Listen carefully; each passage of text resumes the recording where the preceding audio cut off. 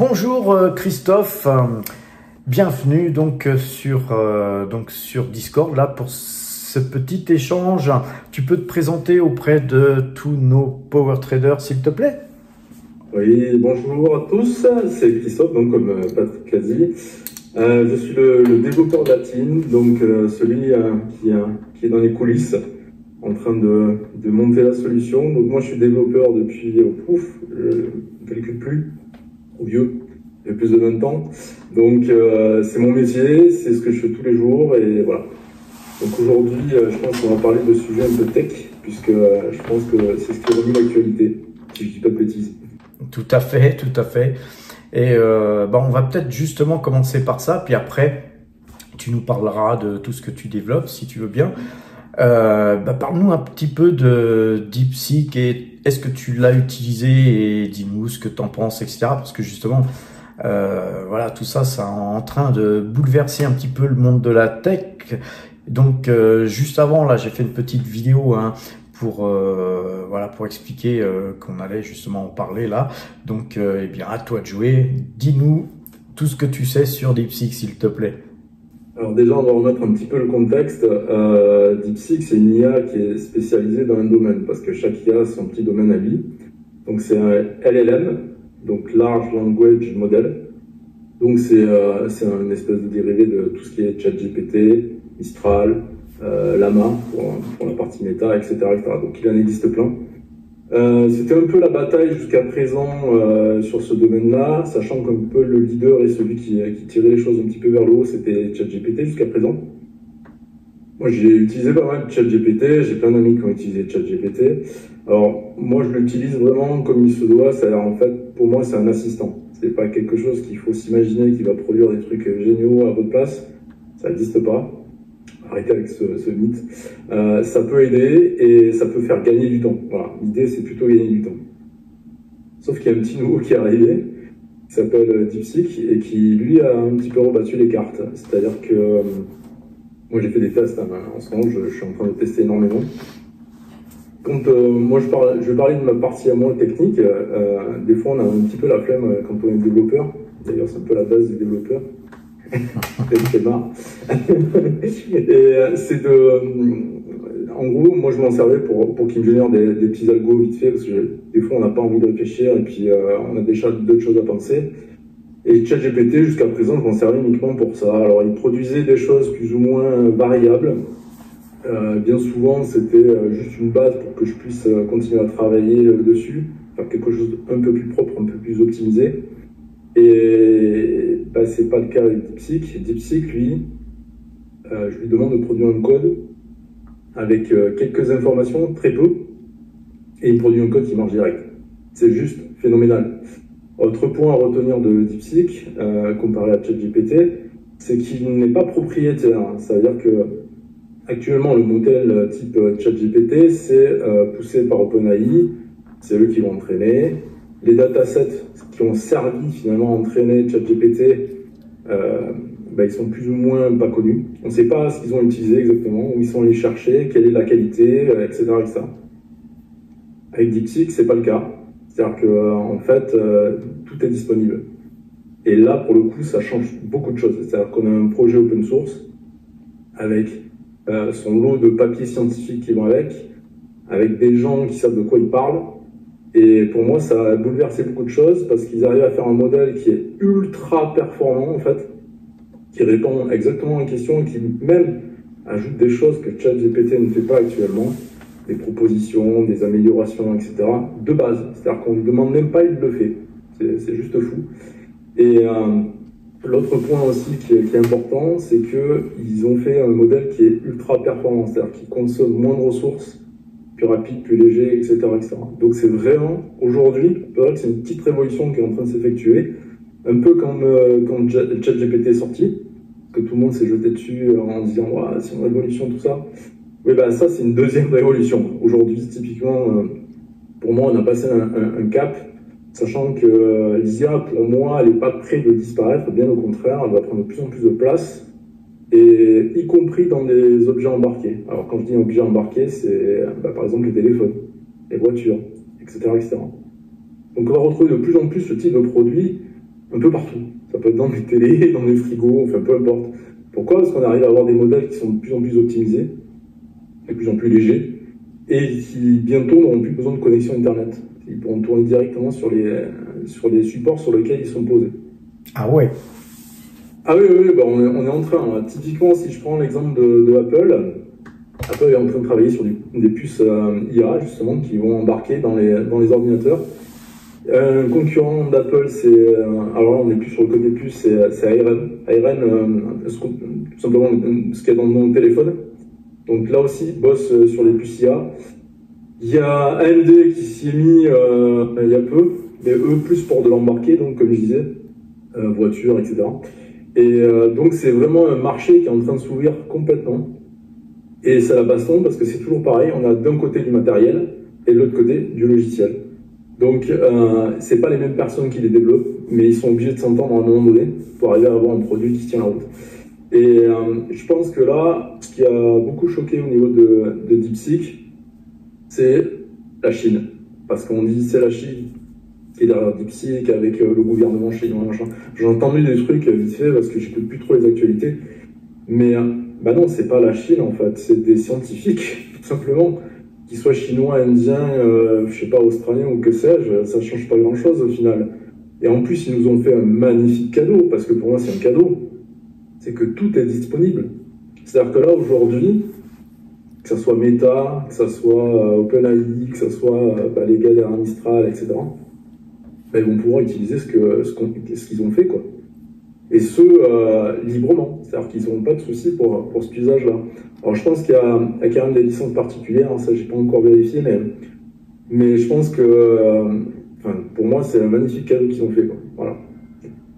Après, l'inquiétude, moi, je trouve qu'il y a une inquiétude sur les marchés, parce que depuis ce matin, on me bombarde d'infos à ce propos-là.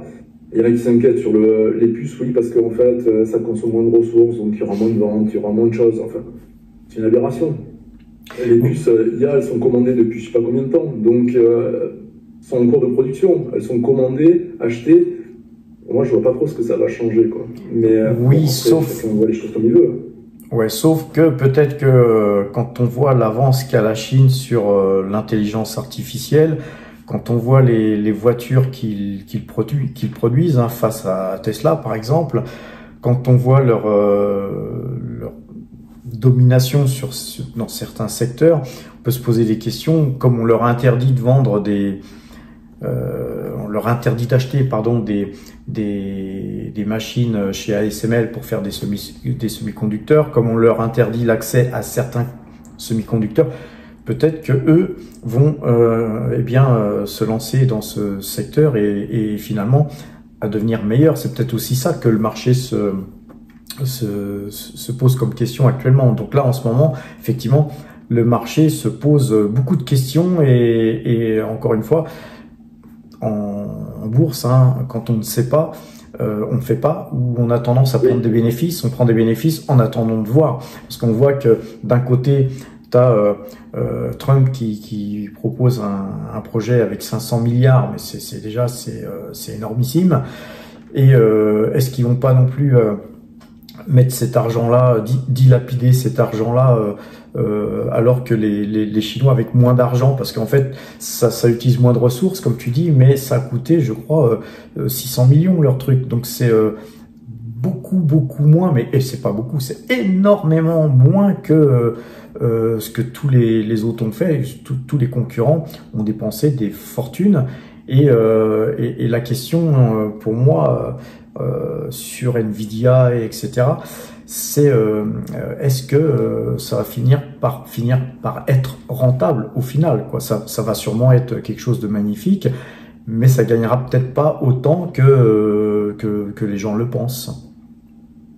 En fait, le souci, c'est comme toujours, on est sur une technologie qui est relativement naissante, on va dire, parce qu'on n'est quand même pas à l'avènement d'IA tel qu'on pourrait l'imaginer. Je pense qu'on est vraiment qu'au début.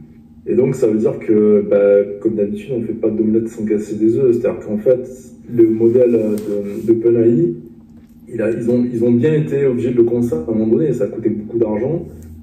Maintenant, on arrive sur des solutions qui sont peut-être moins chères, tout simplement parce que la technologie devient de plus en plus mature au fur et à mesure. Ça ne veut pas dire que l'IA qu'aujourd'hui, qui a été produite avec DeepSeek, elle ne sera pas obsolète dans 6 mois, on n'en sait rien en fait. Ce qu'on peut dire par contre, c'est qu'il y a quand même une effervescence autour de l'IA et de ce qu'on va en faire, qui est quand même assez colossale. Et je pense qu'on devrait s'attacher juste à ça. C'est quelle est la possibilité qu'on a avec ces IA-là, jusqu'où on peut aller, et qu'est-ce qu'on peut réellement en faire. Parce que la question est souvent là, qu'est-ce qu'on peut réellement en faire. Et je pense que dans tous les cas, la couche matérielle, elle sera toujours là, sera toujours obligatoire, elle va évoluer. Je vais prendre un petit parallèle avec Bitcoin, parce que c'est important. Bitcoin, au début, on pouvait le miner avec un CPU. Puis il est vite arrivé en fait qu'on ne pouvait plus. C'est-à-dire que le hash rate n'était pas assez important, on est passé sur des cartes graphiques, donc des GPU. Et puis petit à petit, qu'est-ce qui s'est passé? Il y a des gens qui ont compris qu'en fait, il y avait moyen de gagner de l'argent avec tout ça. Et ils ont commencé à utiliser ce qu'on appelle des ASIC. C'est-à-dire des puces vraiment spécialisées pour le minage. Donc les CPU et les GPU sont devenus complètement obsolètes. Et aujourd'hui, pour BTC en tout cas, c'est la course au hash rate. Le but, c'est de faire de plus en plus des puces performantes. Et bien pour moi, l'IA, c'est la même chose. Que ça soit sur le point de vue matériel, comme on le voit là avec les fermes de GPU qui sont montées, mais je pense qu'à un moment donné, on va commencer à avoir autre chose que ça. Ça commence déjà avec ce qu'on appelle des LPU et tout ça. Mais c'est plus dédié au LLM, pas forcément à la génération d'images ou d'autres choses. Et les modèles qui eux-mêmes évoluent sans arrêt, sont alimentés sans arrêt, et on le voit avec Llama. Llama maintenant encaisse pas mal de données en entrée, et il n'a fait que évoluer. Et bien là, ça va être exactement la même chose, c'est-à-dire qu'on va avoir des IA de plus en plus, comment dirais-je, importants, qui encaissent de plus en plus de données, mais la course maintenant, pour moi, elle doit s'inverser dans le sens de la consommation. C'est-à-dire consommation énergétique, volume, je dirais, volume pour le générer, peut-être moins conséquent, etc. Parce qu'on a des modèles qui n'ont fait que grossir, ils sont devenus un petit peu obèses, que ce soit en termes de ressources ou autres. Quand on voit des data centers complets avec des fermes de GPU énormes, pour finalement un usage qui est quoi? On est en train de discuter avec une machine qui fait quoi en fait? Elle fait quoi cette machine? C'est que de la stat, elle fait que de la statistique. C'est-à-dire qu'elle prend en entrée ce qu'on lui donne, elle génère une sortie, c'est-à-dire un texte qui correspond à ce qu'on lui a donné, juste sur la logique. Qu'est-ce qui est logique par rapport à ce qu'on lui a donné en entrée? Maintenant, ça ne fait que ça, ce qu'on a actuellement, et ça va pas plus loin. Le problème qu'il y a, c'est que ça consomme trop de ressources, ça demande trop de matériel qui coûte cher. Donc le but maintenant, je pense que c'est un peu ce qui est en train de se mettre en place avec DeepSeek, c'est d'avoir de moins en moins d'adhérence avec du matériel, et qu'on arrête cette espèce d'orgie au data center qui consomme des kilowatts et des kilowatts, voire des gigawatts plutôt, d'électricité. Pourquoi juste discuter avec une machine? C'est une aberration pour moi. Mais on y vient petit à petit, et c'est un bel exemple là que la Chine nous met sous le nez, quoi. Moi, je pense que je vais reprendre un petit peu les choses telles qu'elles sont. Alors certes, c'est peut-être un petit peu politique. Je pense que l'Europe est beaucoup à la traîne dans ce domaine-là. On voit par exemple Mistral. Mistral, c'est quand même à la base, c'est les Français qui ont monté Mistral. Ils ont été obligés de partir aux États-Unis pour faire leur projet, parce qu'en Europe, ils ne peuvent pas le faire. Soyons clairs, aux États-Unis, il y a déjà plus de choses. Mais malheureusement, pour moi, l'avenir, enfin malheureusement, ça dépend de point de vue, mais ça va être quand même beaucoup l'Asie. L'Asie au sens large, ça inclut l'Inde aussi. Parce qu'on commence à avoir des techniciens en Inde qui sont de plus en plus pointus, dans des domaines très variés. Mais c'est aussi, ce que je disais tout à l'heure au téléphone un petit peu avec Patrick, c'est que c'est simplement parce qu'ils ont une population qui est énorme. C'est-à-dire qu'à un moment donné, notre pourcentage de techniciens, nous, en Europe, il va être minime comparé à... Même si on a la moitié, enfin une moitié, c'est-à-dire 50% par rapport à nous, oui, mais ils sont des milliards. Donc à un moment donné, ils auront des gens de plus en plus pointus, et on pourra travailler dans des domaines de plus en plus pointus et fournir des choses de plus en plus pointues. À un moment donné, je pense qu'on va être un petit peu dépassé. Moi, l'inquiétude, elle devrait se poser à ce niveau-là. C'est qu'est-ce qu'on peut faire, nous, de mieux? À l'heure actuelle, je pense qu'on est quand même assez mal barré. Voilà. En tout cas, en France, voire en Europe, on est mal barré. Je pense qu'on a pris tellement de retard qu'on ne pourra plus rattraper. Hein. Je pense que c'est, en tout cas, c'est mon avis. Et malheureusement. Hein. Mais voilà, toi, tu penses que les Américains pourraient riposter sur ce qui vient de se passer très prochainement? Alors, riposter, oui, forcément, parce que, comme j'ai dit, DeepSeek, l'avantage qu'il y a, c'est que il est open source, donc tout est disponible, y compris les papiers scientifiques. Donc, je pense clairement qu'ils vont profiter de ce qui a été fait avec DeepSeek pour essayer à faire mieux. Parce que là, on commence à... Comment dire? Enfin, ils ont mis un coup de pied dans la fourmilière, soyons clairs, parce que là, on a tout bouleversé, c'est-à-dire le schéma qui se mettait en place petit à petit. On sait, par exemple, que OpenAI actuellement n'est pas rentable, typiquement. Ça ne rapporte pas d'argent. Ça a été même dit publiquement par des gens qui travaillent chez eux. Je pense que malheureusement, c'est pas prêt de changer. Le modèle économique, là, à l'heure actuelle, il est peut-être favorable au niveau de l'IA, mais j'en reviens à ce que je disais, c'est qu'on a des demandes qui deviennent tellement colossales qu'à un moment donné, ça coûte très cher de mettre tout ça en place. C'est ce que je pense, ouais. C'est ce que je pense depuis le début d'ailleurs, parce que, excuse-moi de te couper, j'ai d'ailleurs chaque fois fait des achats-ventes sur Nvidia ou sur des valeurs qui sont à des niveaux stratosphériques, hein, au niveau des prix affichés. Mais je pense que l'argent qui est mis pour développer tout ça, eh bien, ça sera certainement difficile de récupérer tous ces investissements, car ceux qui vont réellement bénéficier de l'IA, c'est les autres entreprises qui vont l'utiliser en fait. Exactement. Et c'est un peu ce qui se passe là. C'est-à-dire que là, en face, on a un ChatGPT qui est totalement propriétaire, comme je le disais, qui détiennent tout le système, sur lequel il y a même des entreprises, et moi, ça devrait inquiéter des gens, mais à l'évidence, c'est pas le cas, qui ont misé des fois tout leur business model sur du ChatGPT. Ouais, mais si ChatGPT vient disparaître demain pour X raison, parce que la boîte coule ou parce qu'ils ont changé des choses, ça veut dire qu'il y a énormément de boîtes qui étaient raccrochées à ce système-là qui vont disparaître avec. Ils vont devoir muter, ça risque de coûter très cher. Là, on a quand même un système qui est en train de se mettre en place avec des coûts plus bas, où le modèle est plus performant. Et moi, j'ai vu une remarque là sur LinkedIn qui est assez intéressante, qui disent mais aujourd'hui, on nous met à disposition un LLM, un modèle LLM qui peut être utilisé dans les entreprises, c'est-à-dire hébergé dans les entreprises. C'est-à-dire que demain, DeepSeek vient à disparaître, entre guillemets, la boîte qui est derrière, les scientifiques qui sont derrière, c'est pas grave, on a toujours ce modèle-là qui est chez nous. Donc ça veut dire que même nous, au niveau de la partie européenne, on pourrait profiter de cette évolution-là et proposer de nouveaux services, de nouvelles choses, qui seront en relation avec des modèles open source, et il y en a de plus en plus heureusement, qui permettraient finalement d'apporter la technologie auprès de tout le monde, et pas juste une entreprise comme OpenAI qui détient tous les droits, qui détient absolument tout, et sur lequel en fait on risque de se retrouver à un moment ou à un autre.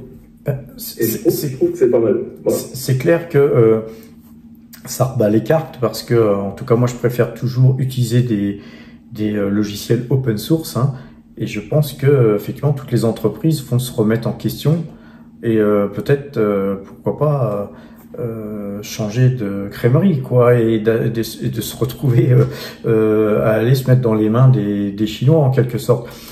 Maintenant, je sais pas si pourquoi les Chinois ont laissé ça en open source d'après toi? Parce que, comme je le disais, on est dans le domaine scientifique et les scientifiques ont l'habitude de faire des publications, donc de publier leurs résultats dans des magazines, etc. Et je pense que c'est aussi une façon de dire que la Chine est capable de faire autre chose que des produits propriétaires, à la différence des États-Unis. C'est aussi ça, c'est un peu d'où le coup de pied dans la fourmilière, hein, tout simplement. Et mettre à dispo auprès de tout le monde ce type de produit, c'est le rendre populaire aussi. C'est-à-dire que l'open source, quand on dit c'est gratuit, Alors oui, jusqu'à un certain point. Je vais prendre l'exemple d'un des plus gros moteurs de CMS actuellement, qui est WordPress. WordPress est totalement gratuit, hein. Sauf qu'il y a plein de monde qui ne savent pas installer un WordPress, donc ils vont passer par des prestataires pour le faire, ça va leur coûter de l'argent. WordPress, il y a tout un écosystème qui va avec, qui lui aussi est en partie payant. WordPress, il propose aussi des hébergements. Enfin, c'est pas gratuit, c'est la base qui est gratuite. Si on est capable de se débrouiller avec cette base-là, tout va bien. Si on n'en est pas capable parce qu'on a besoin d'une formation, parce que c'est compliqué, on a besoin d'utiliser un prestataire, eh ben, de suite, là, on est sur notre modèle économique. Et je pense que derrière DeepSeek, moi je le vois parce que, comme je l'ai dit, je l'ai utilisé, eh ben, il y a le même type de modèle qu'OpenAI, c'est-à-dire que si on veut utiliser la partie chat, etc., ben, c'est gratuit jusqu'à un certain point, c'est-à-dire que si on veut aller plus loin et faire des choses un peu plus poussées, il va falloir payer. Et du coup, là, il y a un coût réel et concret. Après, si on veut héberger notre modèle à la maison, par exemple, comme moi j'ai commencé à avoir un petit peu, bah, il faut vite une carte graphique qui tient la route, il faut de l'espace disque, enfin voilà. Là aussi, ça a un coût. Alors, pour s'amuser, c'est bien. Si on veut le mener à un domaine professionnel avec des temps de réponse acceptables, etc., c'est-à-dire qu'il va falloir payer des serveurs avec des GPU, etc. Donc tout ça a un coût, malgré tout. Et ça crée un marché qui est là. Je veux dire, les gens sont déjà en attente. Je pense que c'est très bien que ça se passe comme ça. Pourquoi? Parce qu'on a une espèce d'hégémonie. Actuellement, je veux repartir un peu sur le côté GPU, tout ça. Parce que Nvidia a explosé, on sait, ils ont fait des scores de fou. Pourquoi? À cause de l'IA, tout simplement, hein, et du minage à une époque. Mais ce qui se passe aussi, c'est qu'il n'y a qu'un acteur qui détient tout. Et ça, c'est pas bon. On le sait très bien. Je sais que, par exemple, Meta, il n'y a pas que Meta, mais il y en a d'autres, ont poussé AMD à investir sur la partie IA. Et ils ont fait une espèce de petit consortium, en fait, pour que Nvidia ne décide pas de ce qui va se passer sur l'IA. Là, on parle du matériel, mais c'est un bon exemple. Pourquoi? Parce qu'à un moment donné, quand il n'y a qu'un acteur qui décide, ça veut dire qu'il décide de tout, y compris du meilleur comme du pire. Souvent, malheureusement, c'est le pire. Et surtout du prix. Et voilà, c'est là où on en vient. C'est pour ça que moi, quand je prends l'exemple des cartes graphiques, quand Nvidia a mis le paquet sur la partie IA et que tout a explosé derrière en termes de prix, les cartes graphiques ne reviendront pas au prix où elles étaient à une époque. On arrive à trouver des cartes graphiques correctes à, on va dire, à 200 €. Maintenant, on est plutôt sur du 600, 800, quoi. Donc le gap, il n'est plus le même. C'est-à-dire qu'on a un prix qui a fait, allez, on va dire x3, x4. C'est le même produit, c'est ce qu'on faisait avant. Le gap, il n'y avait pas de gap aussi important. Donc ils se sont posés sur le marché en tant que leader et ils ont fixé des tarifs. Et je pense que là, on commence à avoir des entreprises comme Meta, hein, mais il n'y a pas qu'elle, il y a Google aussi qui est dans l'eau, qui ont dit à un moment donné, il faut que ça se calme. Et on va mettre les moyens pour que justement il y ait des concurrents et qu'on puisse faire quelque chose au niveau tarif. Parce que quand on arrive dans un data center où on a des millions d'investissements en matériel pour mettre de l'IA en place, qui a un marché, hein, soyons clairs, c'est un marché, un vrai marché, bah, le budget il colle pas forcément avec ce qui va se vendre derrière. Ce que tu disais, là, le côté profit, il devient compliqué à ce moment-là. Donc c'est très bien qu'on ait des solutions comme ça, parce que ça va ouvrir des portes et ça va calmer le jeu au niveau tarif, je pense. Donc toi, pour résumer, tu es super optimiste pour DeepSeek, mais pour autant, faut pas enterrer les acteurs américains et par exemple, Nvidia n'est pas en péril pour autant. Alors Nvidia n'est pas du tout en péril, tout comme la plupart des fondeurs de puces, hein, AMD, etc. Pour moi, c'est juste des parts de marché, c'est-à-dire qu'il y en a qui auront des plus grosses parts que d'autres, et c'est comme ça, c'est normal. Je veux dire, si on compare un Apple face, je sais pas, à Microsoft, etc., bah, c'est pas la même chose, c'est pas la même boîte, c'est pas le même public, etc., etc. Les usages sont pas les mêmes, et pour moi, je pense qu'à un moment donné, on va avoir ce type de choses-là. C'est-à-dire qu'on va avoir des produits, on va dire, d'entrée de gamme et des produits plus évolués, plus pointus, etc. Et c'est pas gênant, c'est l'usage qui va décider. Moi, pour moi, le marché américain, il n'est pas du tout mort, mais au contraire, parce que c'est juste une petite entaille. Voilà, ils sont pris un petit coup là, et maintenant, il faut qu'ils rebondissent. Je pense qu'ils ont les moyens de rebondir, parce que je ne veux pas dire qu'ils ont un budget limité, parce qu'il ne faut pas exagérer non plus, mais il y a beaucoup d'argent sur ces parties-là, et ça ne va pas leur poser problème. Le truc qu'il y a, c'est que si la Chine ou d'autres nations, ça peut être la Russie, ça peut être, enfin, peu importe, va beaucoup plus loin que ça, parce que je parle de la Russie, mais la Russie, par exemple, on a coupé les vivres sur les semi-conducteurs. Qu'est-ce qu'ils ont fait? Ils ont fait leurs usines à eux, c'est tout. C'est-à-dire qu'ils vont développer des technologies. C'est-à-dire que peut-être un jour sur le marché, on aura des puces qui seront fondues en Russie, quoi. Et voilà, c'est comme ça. Là, tu parlais de l'Inde aussi, je pense qu'à un moment donné, l'Inde va s'y mettre, parce que ils ont prévu, en termes de consommation énergétique, de centrales électriques, de faire quasiment, je crois que c'était x10 ou x20 en l'espace de 4-5 ans, parce qu'ils ont un besoin énergétique qui explose. Je pense que quand ils auront la ressource pour faire tout ça, ils vont s'y mettre aussi.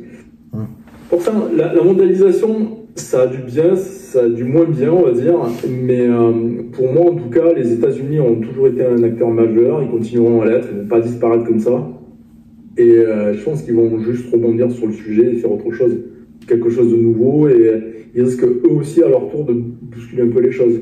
Par contre, si la Chine continue dans les démarches sur lesquelles ils sont, et je parle bien des scientifiques, on risque d'avoir des surprises. Donc en fait, pour résumer, il va y avoir une accélération des choses, c'est clair. Oui. D'accord. Ben écoute, en tout cas, je pense qu'on a fait un point assez sympa sur le sujet. On va peut-être parler un petit peu de ce que nous on a mis en place, et surtout de ce que toi tu as mis en place pour nous tous là, Power Trader. Parle-nous un petit peu de l'application, d'où on est parti. D'ailleurs, pourquoi tu as rejoint PowerTrade, d'où on est parti, c'est-à-dire quasiment on est parti de zéro, où on est et ta vision de où on va aller. Et je parle bien sûr de notre application, ou plus si tu le souhaites. Alors déjà pour la partie PowerTrade, pourquoi PowerTrade? Parce que déjà les stratégies de Patrick étaient, pour moi, ça me changeait de tout ce que j'avais vu sur le net, désolé du terme, le bullshit, le brouillard, le machin qui pouvait y avoir sur différentes chaînes où on explique par A plus B des trucs où on ne comprend pas parce que c'est trop technique, où on nous vend du vent littéralement, c'est-à-dire avec des formations à des prix pas possibles des fois. Et au final, on n'évolue pas en tant que, on va dire, boursicoteur, c'est-à-dire débutant. Et je trouvais que l'approche de Patrick était quand même sacrément différente. Et surtout, et pour moi c'était le plus important, c'est qu'il montrait tout ce qu'il faisait. Et ça, c'était capital. Le problème qu'il y a avec ça, c'est que moi, bien évidemment, je faisais un peu de bourse à côté. Moi, ça m'a juste poussé à faire un peu plus. Et c'est là que je me suis vite retrouvé avec des petits soucis qui m'ont suivi mon portefeuille, etc. Et là, je me suis dit, oh là là là là, c'est compliqué, on ne sait pas trop où on en est à l'instant T. Ça ne prend pas en compte, la plupart du temps, les solutions qui existent ne prennent pas en compte les PEA, donc là, le côté des fiscs, sans compter l'issue et j'en passe. Enfin bon, il y a plein de choses où on est quand même dans le flou artistique et on ne sait jamais trop combien on a là. On sait parce qu'on connaît le prix des actions, on sait combien on en a, on sait combien les acheter, mais ça s'arrête là. C'est-à-dire que la taxe, il faut la soustraire, il y a quand même pas mal de choses à prendre en considération, malgré tout.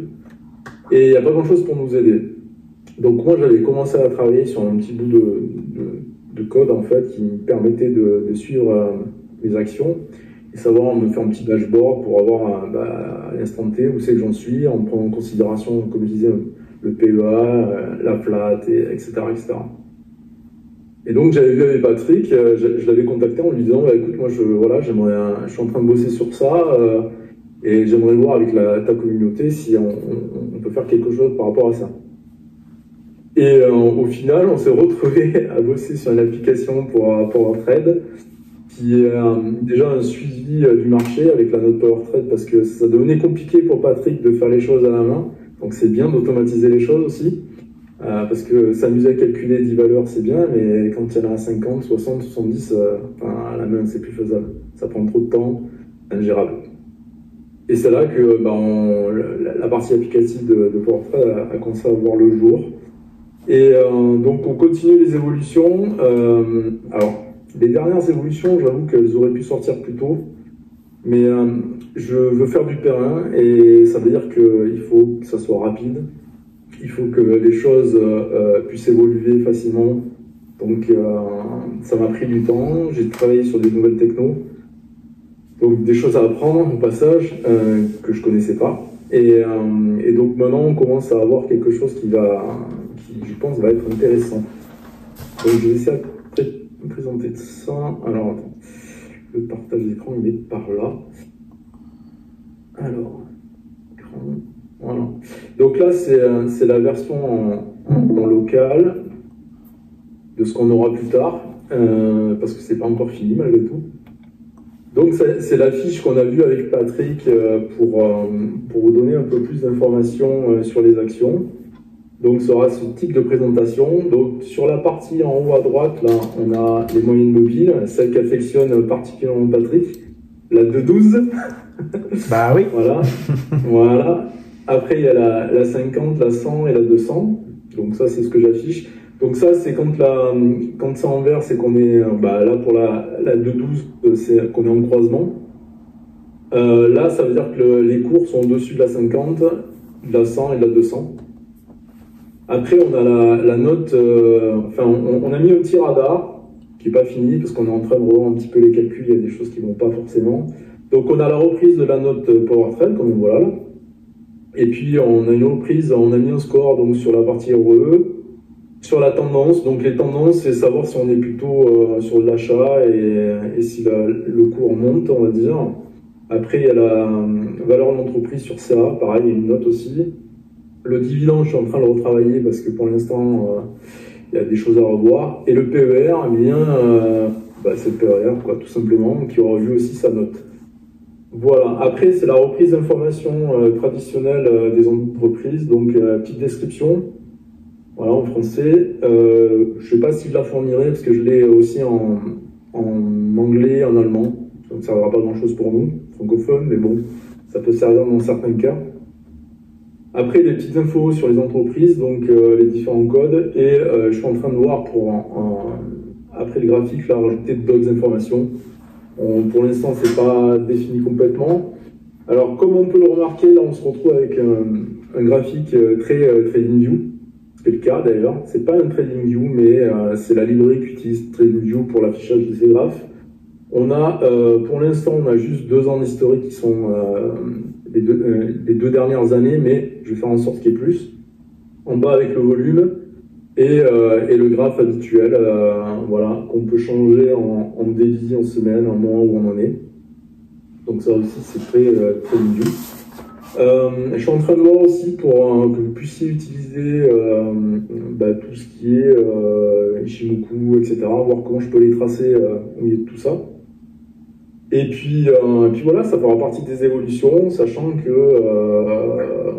là, il y a une reprise aussi des informations. Je pense que je vais faire aussi les meilleures entreprises par secteur. Enfin, il y aura des choses comme ça. Donc voilà, ça c'est la prochaine évolution que l'application va recevoir, en plus de quelques corrections de bugs qui traînent à droite et à gauche. Rien de fatal, mais bon, c'est mieux quand il n'y a pas de bugs. Voilà. Parfait. Je ne sais pas si tu as des questions, du coup, Patrick. Donc là, en fait, tu as commencé par le futur, de ce qui va bientôt arriver. Tu penses que ça peut arriver dans à peu près combien de temps? On n'est pas à quelques jours près. Alors, moi, je suis plus proche de la fin, parce que je pense qu'on va le scinder en 2 parties. Je peux déjà sortir cette partie-là, qui est quand même assez intéressante. Et tout ce que j'expliquais à côté, c'est-à-dire la partie sectorielle et des choses comme ça, on pourra le rajouter dans un deuxième temps. Ce qui fait que moi, vous commencez déjà à profiter de cette partie-là sans attendre peut-être 2 semaines, 3 semaines, ce qui serait dommage. Et Et après, la suite, on rajoutera au fur et à mesure, au niveau de la fiche, on agrémentera de nouvelles informations, quoi. Je pense. D'accord. Et pour ceux qui nous découvrent, ceux qui ne connaissent pas encore PowerTrade, qu'est-ce que tu as mis en place au demeurant, au départ, quand on a commencé? Alors, au tout début, voilà, de toute façon, alors ça, c'est des tests en local, hein, c'est pas sur l'application réelle, mais au moins ça donne une idée.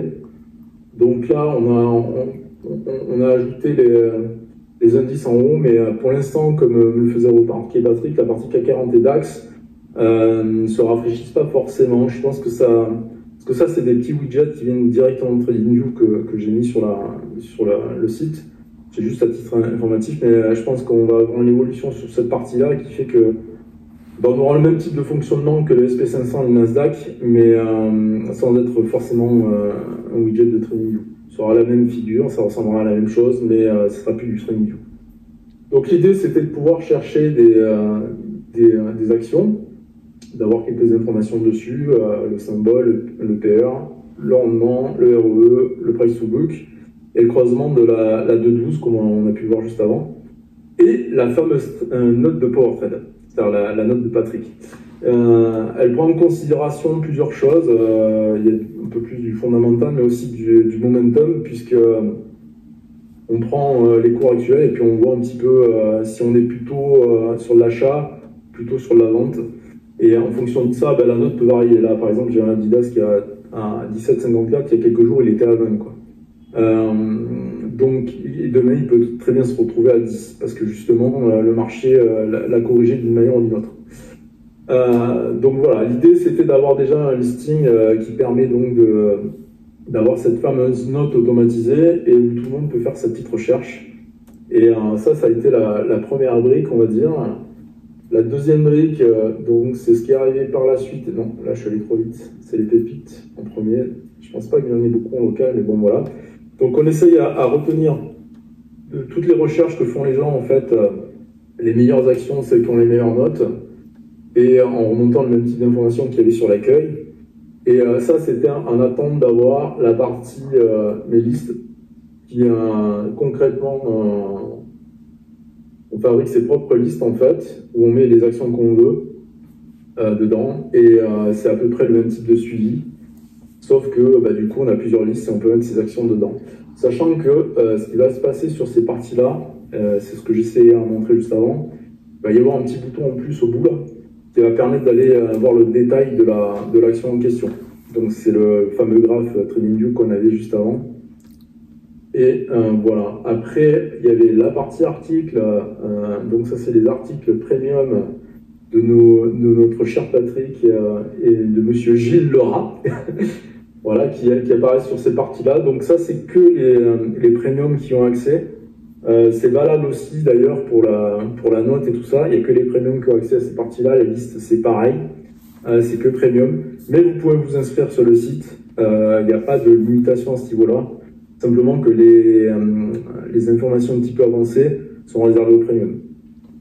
Voilà. Et après, il y a une redite de la formation des formations que Patrick avait fait avec toutes les vidéos YouTube où on peut visualiser à partir de l'espace, de cet espace-là. Voilà, je pense qu'on a fait un petit peu le tour. Je n'oublie pas grand-chose. Il y a 2-3 fonctionnalités pas capitales, mais bon, voilà.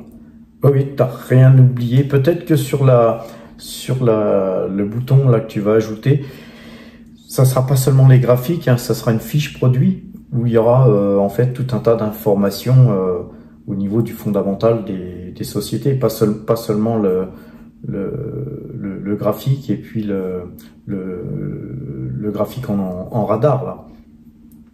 Alors ça, comme je te dis, la partie téléchargement PDF, on verra plus tard parce que ça me prend du temps, mine de rien, de la faire. Et il faudra voir ce qu'on y met dedans surtout, parce que je peux mettre déjà, je pense que la partie graphe, je dois pouvoir la mettre. Des informations telles que le radar, des choses comme ça devrait pas poser problème non plus. Mais après, oui, bien évidemment, on pourra éventuellement télécharger des fiches. On peut faire à peu près, je pense qu'on pourra faire à peu près l'équivalent de ce qui se fait sur différentes plateformes. Ouais. Donc il n'y a pas de souci avec ça. Parfait. Écoute, C'est super, tout ça, tu nous en as dit, je pense, assez, hein. Et puis, de toute façon, une fois qu'on aura fait ça, bien sûr, on continuera à évoluer, n'est-ce pas? Bah, de toute façon, c'est un puits sans fin. C'est-à-dire, en gros, le trou, il est infernal. C'est-à-dire qu'on commence à toucher un truc et puis on se rend compte qu'on peut faire ça, puis encore ça, puis encore ça, et ça s'arrête jamais, en fait. Donc, des fonctionnalités, c'est infini, quoi. C'est en fonction de l'usage, des envies, de qu'est-ce qu'on peut apporter. Il y a énormément de choses à faire. C'est qu'une question de temps. Ça prend toujours du temps. Je suis le seul à travailler dessus, donc c'est un petit peu compliqué, forcément. Mais il y a énormément de choses à faire. Énormément. Ok, bah écoute, merci de toutes ces informations. Je vais te laisser travailler sur le dossier PowerTrade, mon ami. Et puis voilà, je pense qu'on peut remercier toutes et tous, hein, Christophe, pour tout ce qu'il fait pour la communauté. Et puis voilà, je vous dis à toutes et à tous, rejoignez-nous les amis. À bientôt. Bah, à bientôt tout le monde. Et puis de toute façon, pour tous les nouveaux qui arrivent sur le Discord, vous serez obligés de passer par moi pour le coucou. Allez, Allez, à bientôt. ciao ciao.